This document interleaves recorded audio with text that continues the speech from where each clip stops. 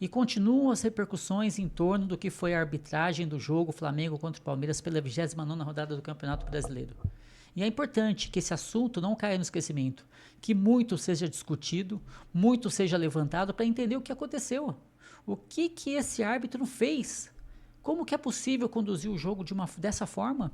Hoje o jogo que está no mais alto nível de profissionalismo, tantos investimentos são feitos, tantos profissionais da máxima qualidade estão envolvidos nesse processo todo para acontecer o que aconteceu domingo. E teve um vídeo gravado pelo André Rizek, que é um jornalista esportivo do Sport TV. Vamos ver aqui o que ele falou no vídeo, onde ele tem o título de O Cinismo Venceu no Jogo do Maracanã. Vamos entender aqui o que ele falou a respeito. O grande destaque do jogão do Maracanã é o talento do Pedro, e o Flamengo é o vencedor da partida graças a jogadores especiais, como ele e o Arrascaeta. Se um dia a gente já debateu, colocou em discussão a decisão do Felipe de barrar um deles, no caso o Pedro, hoje é insanidade imaginar o Flamengo sem qualquer um desses dois jogadores que fazem tanta diferença, inclusive atuando juntos. Mas além do Flamengo, tem outro claro vencedor ali, é o cinismo. Hoje, segunda-feira, todos os influenciadores que estavam indignados com o suposto favorecimento ao Palmeiras estão dando risada com o pênalti não marcado a favor do time paulista logo aos 2 minutos de jogo. E para mim é óbvio que o que levou à não marcação de um lance tão claro para os padrões do futebol brasileiro, né, para os padrões intervencionistas do VAR. Então, o que levou ao VAR não ter chamado, ao pênalti não ser marcado, para mim está óbvio. É o contexto, é a pressão que marcou a semana de Flamengo e Palmeiras. O discurso de favorecimento ao Palmeiras funcionou. Diante de todo o barulho feito na semana, um pênalti a favor do Palmeiras, com 2 minutos de jogo, só seria marcado se fosse fratura exposta. A conta do favorecimento ao Palmeiras no clássico contra o São Paulo, né, o desastre que foi a arbitragem naquele dia, finalmente foi pago. E eu não estou aqui falando de má fé, de predisposição para favorecer um dos times nesse brasileiro, porque eu e nem ninguém tem nenhum indício disso. Eu estou falando só de ruindade da arbitragem brasileira mesmo e desse ambiente de pressão que marca cada jogo importante que a gente tem aqui no futebol brasileiro. E aí me decepciona o comportamento do Felipe Luiz, porque eu sempre gostei de ver o treinador do Flamengo como uma pessoa diferente aqui no meio. E ontem ele se demonstrou igualzinho ao Abel Ferreira e a todo mundo que hoje trabalha aqui no futebol brasileiro. Quando erram contra o meu time, eu mostro indignação.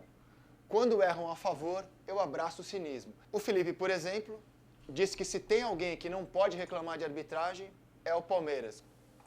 Não sinto que nenhuma equipe foi prejudicada hoje pela arbitragem.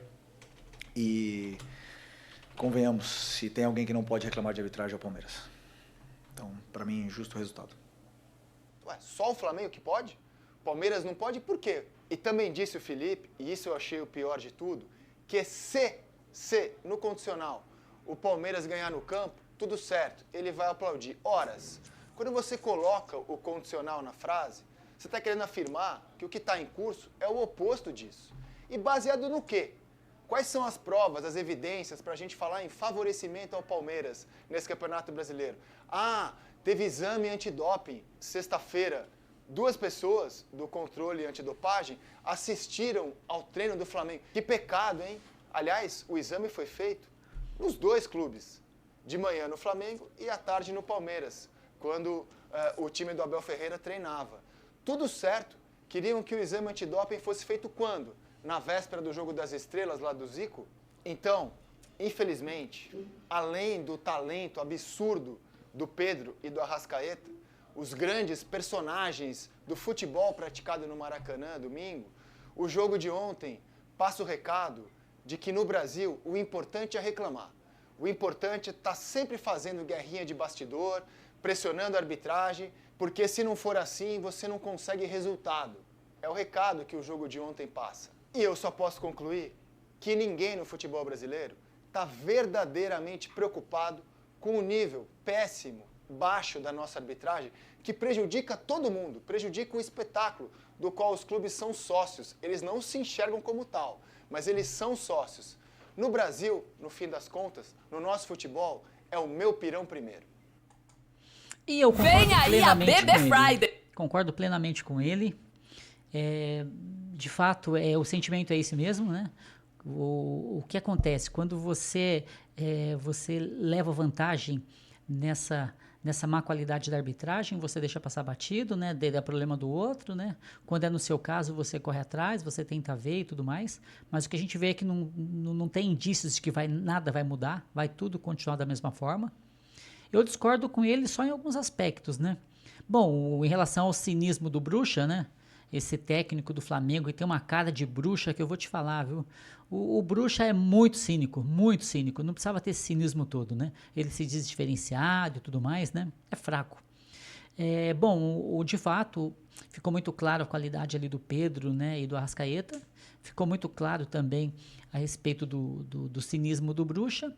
E também, para mim, ficou muito claro o que o Palmeiras produziu, o que o Palmeiras realizou ali naqueles primeiros 10 minutos e ao longo da partida, né? E depois das 2 grandes vitórias máximas que o Palmeiras teve sobre o Flamengo, que foi na Libertadores e na Supercopa, né? Que foram jogos realmente bastante decisivos ali, finais e tudo mais. Então o Palmeiras está na vantagem, né? Fora esses 2 jogos, foi a primeira vez que eu vejo o Palmeiras encarar o Flamengo olhando olho no olho. O Palmeiras teve um jogo muito digno, né? O Palmeiras jogou muito. Pressionou o Flamengo, colocou o Flamengo ali preso no seu campo de defesa, né? Depois teve ali problemas pontuais, né? Teve erros individuais, acontece, né? Tem que acender uma luz de alerta pro Abel, né? Ele tem que estar atento em relação a essa questão, né? Não é a primeira vez que acontece assim, erros individuais, então tem que ficar muito atento. E tá claro que esse assunto ele não pode morrer. Esse assunto tem que reverberar o máximo possível para que talvez, quem saiba, a gente consiga chegar a algum lugar. Porque não dá para ficar refém de homens, né? Como esse juiz aí, esse cara de péssima qualidade, que depois eu fui puxar, por onde ele passou, ele teve problema. Por onde ele passou, ele teve problema, esse cara, entendeu? Esse cara tem que tomar uma suspensão, se não aposentar já esse cara. A Leila, o Anderson, tem que fazer alguma coisa muito forte no sentido de segurar esse cara. Esse cara não tem condições de conduzir um espetáculo de tão alto nível quanto é necessário hoje, entendeu? Então é isso aí, meu. Mais uma vez, né, repercutindo isso, vamos continuar repercutindo, tá? Vamos continuar repercutindo, alguma coisa tem que acontecer, né? Não dá para ficar calado, tá bom? Valeu, grande abraço e até a próxima.